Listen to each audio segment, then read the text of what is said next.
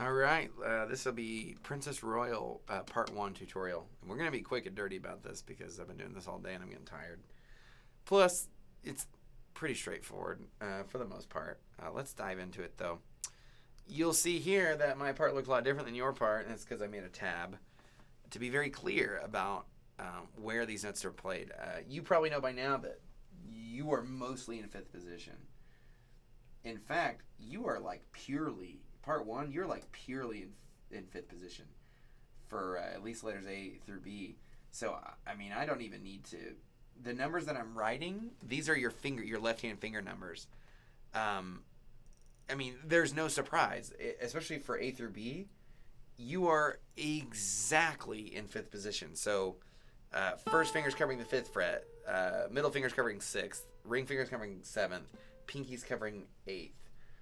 We will shift to 7th here in a second, but I mean, you know, when you see the notes, especially in the tab, like you're seeing with this tab, you know, use the finger that's in that position. So 3, 1, 4, obviously 2nd string, 3, 1, back to 1st, 3, oh, I don't know why I put 3, 4. Sorry. It should be 3, 1. Anyway, what I'm just kind of pointing at the obvious here. You know, that's all in 5th position. Now, here's where you need to be very careful. So here at the 5, I'm looking right here. This is where we're going to make our jump to 7th position, okay? And that's going to be with a 4. You'll see me do a little dash 4. That's to indicate that we're kind of shifting from a lower position to a higher. I'm not saying slide. I'm just saying that's the shift. We're going to land on our 4th finger. And then you're purely in 7th. 4, 2, 1, 2, 1, 4, 2. And let's look at the tab. Okay, so 8, 7, 5, all on the 1st string. Up to here, 10th fret, 10, 8 with fingers, pinky in the middle. Index is on the 7th fret. That's what makes us in 7th position. 7, 8, 7, 10. So pinky finger on the 2nd string. And then the G, which is the 2nd string, 8th fret. Now, this is, really what I'm trying to accomplish here is telling you when to shift forward and back. So once we hit, so you're going to shift down here by measure 5. Now we're back in 5th position again. 1, 3, 1, 4, 3, 4, 3, 1. Oops. Now this is going to be on the 3rd string, right? Look at the 7 on the 3rd string. So 3, 1, and then this is different. Open. I mean, look at that. It does want you to play that open. It's just convenient, so you don't have to shift. And that is why I say you're like purely in 5th position, because you're really not shifting, except when you're going to 7th and back. I mean, I don't even need to do the rest because it follows the 5th position logic completely. If you're looking at the tab, if you're unsure of where these notes are made in the higher string, or the lower strings, I should say, that's fine. Just be mindful that you're in 5th position and you do not need to be using different fingers for these different frets. Well, let me rephrase that. You do not need to be using any sort of other logic of fingering. If you just stick, your 3rd finger is going to play the 7th fret because that's how it is in 7th position or 5th position, you're going to be fine. The second you start fiddling around with, I'm going to do a different fret with the different fingers, the second you're going to lose that sort of framework, and it's much easier to get lost and make mistakes when we don't have a good idea of what we're doing and how. So, not much else to say throughout B, because B is like almost an exact repeat of A, right? I mean, it really is. It's not until C that you get anything different. And the thing about C is, it's all in 1st position. I mean, it would look like this. I might as well do the right hand. Might as well do both hands.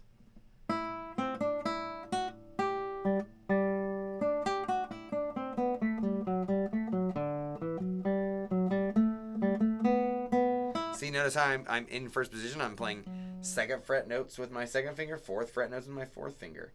Maybe not the most comfortable thing, but definitely the most consistent thing.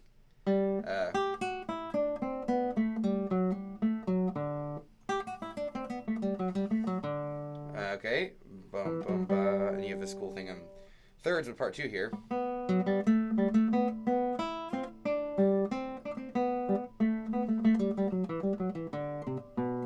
Oh, sorry. I don't really feel the need to say much more about that because it is first position stuff. You guys are to the point where that's no problem for you. You might play a wrong note and we'll fix it, but I mean, you know the information you need to work that part out without me going through much effort. Plus, you have the tab here in case you need to be more clear about something. So let's just jump straight over to the second ending when we get back to D. Now, I know at first this is going to seem like, wait a second, this is different. What's going on here? Well, I mean, it's really the same thing as the first part, just a slightly different variation of it. So it starts out, you think it's going to start at the same, like I'm starting here at D, like with 7-5, 3 and 1. You think that's going to be the same, but it is slightly different. So let's show you what's going on here. I'm going to right now, in your music that you have at, the music that I gave you in class, you've already probably have the fingerings in there. But I'm going to put them here.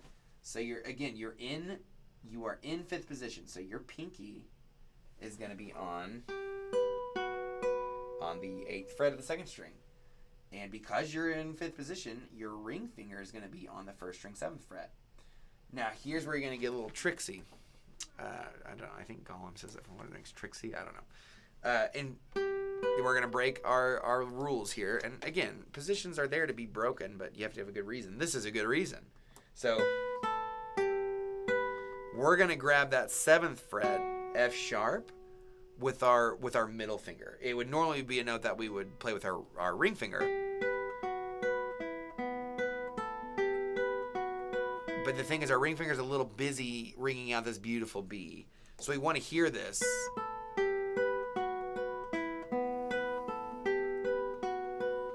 It's really important that B ring out. And so let's keep our 3rd finger on the B so we don't have to let it go.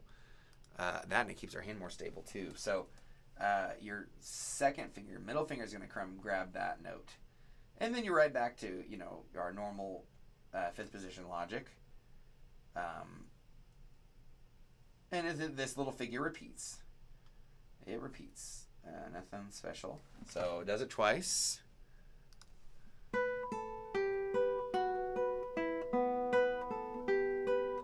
Sorry, I've got a pencil in my fingers. It's hard to be.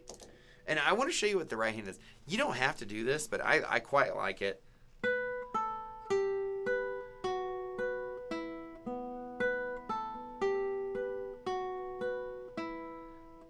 The thumb is actually playing the moving line. Ba, ba, ba.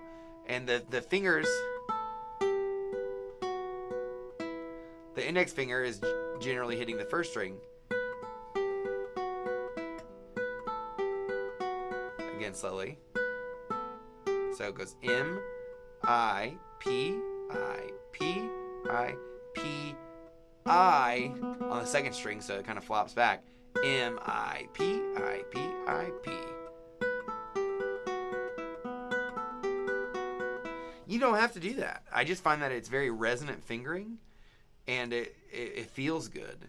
So here's if you want to do that, now I'm going to erase the finger numbers that I just drew. If you want them back, go look at the real music, like the actual published music, and then copy them into this if this is the way you want to do it. I didn't make up these fingerings. I know them from the real version. I'm just writing them in for the sake of teaching you and explaining it to the best of my ability. So let's go back to just the iPad. Now, you start off with M and I, just like you would normally think to start off, and that's the way you should think to start off, with M, followed by I.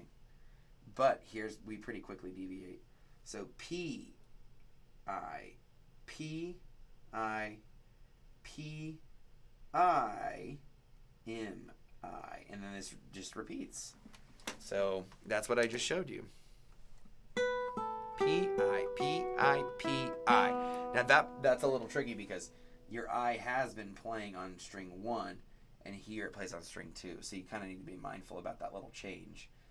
But other than that, that's good. I is a softer finger, and you don't, it's loud, soft, loud, soft, loud, soft. This is an old idea.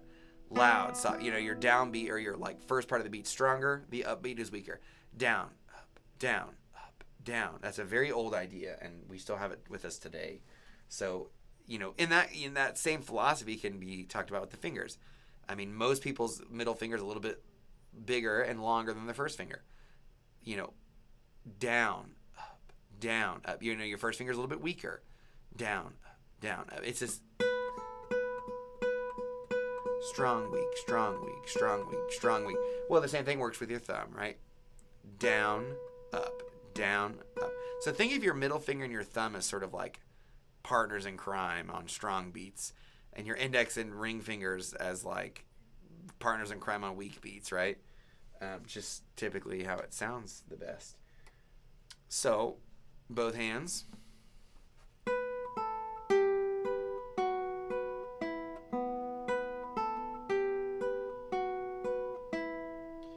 Right? Again.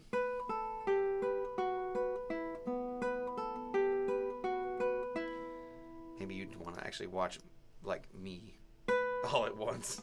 Or maybe not. Okay, so that's that bit. Now let's move ahead. And another slight little variation.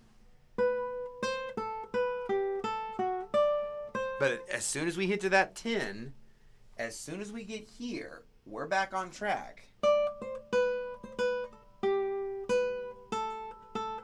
Again, I'm playing with an Apple Pencil between my fingers and I'm missing things. But as soon as you get to this 10, that's when we realign back with the stuff we had at the beginning of the song.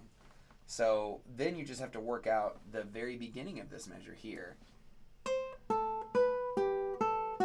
Well, that's really not that bad. And most of it occurs on the first string. So, again, you're purely in.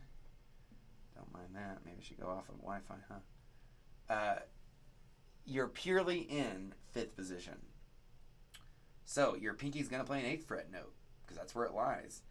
Your ring finger is going to play a 7th fret note because that's where it is. Right? I'm not making the rules here. I'm just showing you why.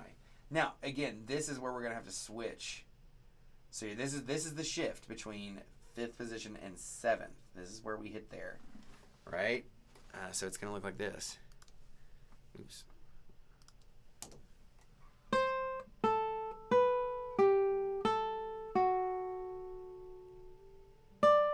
So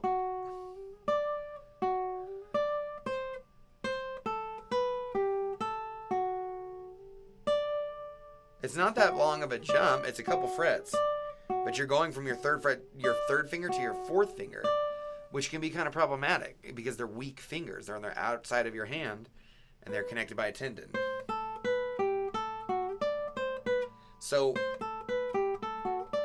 one thing I suggest, in order to be a little more accurate and consistent with that, keep your first finger fretted on the 7th fret.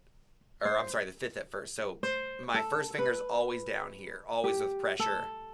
And so I right before I shift, I'm technically holding 2 fingers down. I should just be holding 1, theoretically. That's all I need.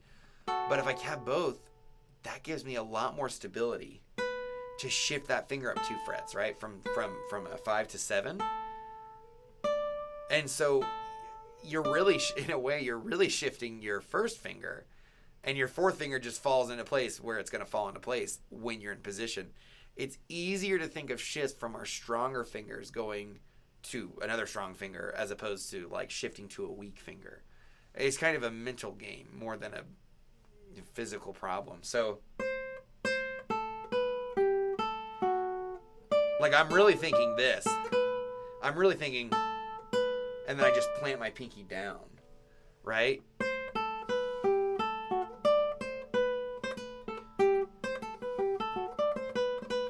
It's much easier to think about shifting that way than from like your ring to your pinky, which it's totally possible, but not nearly as much fun and quite a bit more complex. Just not worth thinking about like that. So Yes, that is where we realign, and it just ends that little. It ends its phrase out as it would at the beginning of the piece, right? And we're not done though. We're not done worrying about new things yet. So here we go. I'm going to start at D.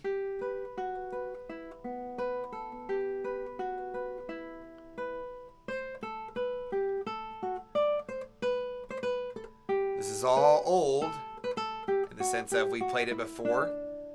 This note is slightly different though. Watch here. Instead of 7-5 on the third string and then open, it's 7-5 on the second string and then open. So that's like the one little alteration, I suppose. And then it ends with that little tag. Same as we did before. Okay, but our final entry of this melody is a little awkward, I'm not gonna lie.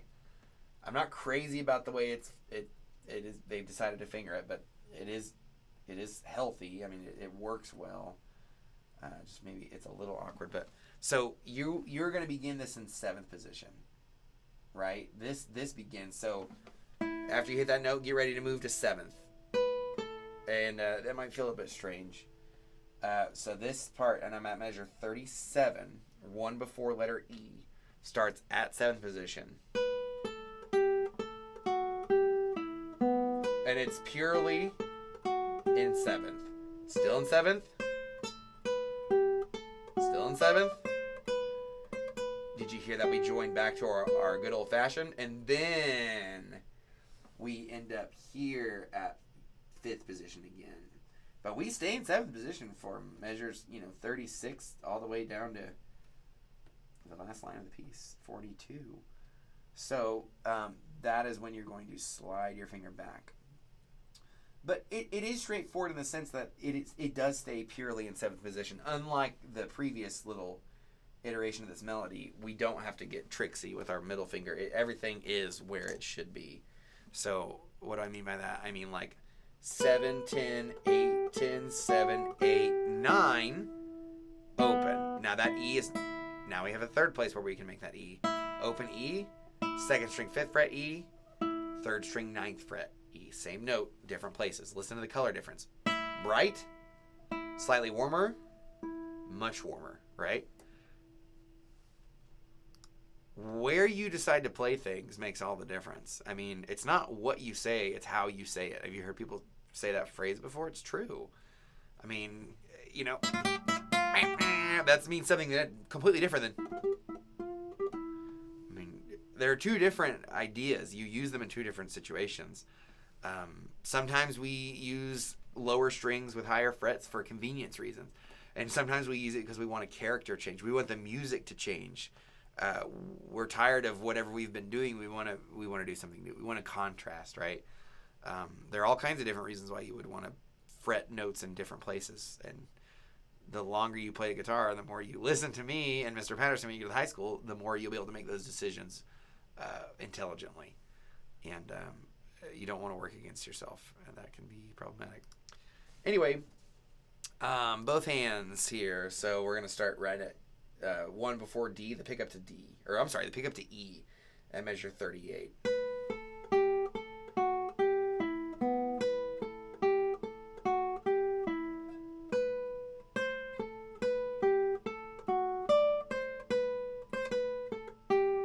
Now we shift. This is the last line. And we end it strong. Oh, I messed up. I'm sorry. Up and then down. That's how it goes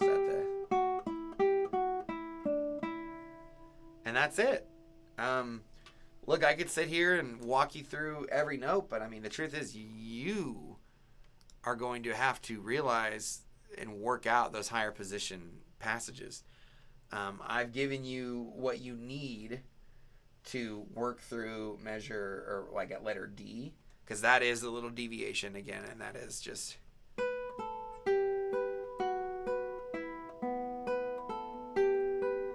That middle finger is breaking the rule. It should be here, but we moved it up there for the sake of it sounding beautiful. Other than that, I mean, everything is, if you follow along with the tab, and more importantly, well, I mean, either. More importantly, you should be following the fingerings in the music that you receive in class. These tabs are just here to sort of make double sure that you know where you are. And it's easy. Again, it's easier for me to talk about. I don't have to be like every 5 seconds go string 3, fret 5 or whatever. It's that does the work for me. That 8's on string 2, fret 8. I don't have to think so hard. You don't have to think so hard. Okay. So I know this has been going on way too long. Believe it or not, though, this is the shortest tutorial that I've done today. So, wow, I think either these things just go long or I need to get a lot better about doing tutorials. Maybe one day I'll even edit them if I can find time. So hopefully next year your content will be a little more premium, But we'll get there when we get there. Anyway, good luck. Thank you guys for playing part 1. You're playing an extremely important part. Without you, literally, this would not be a song. You are the song. Every other part is just backing you up.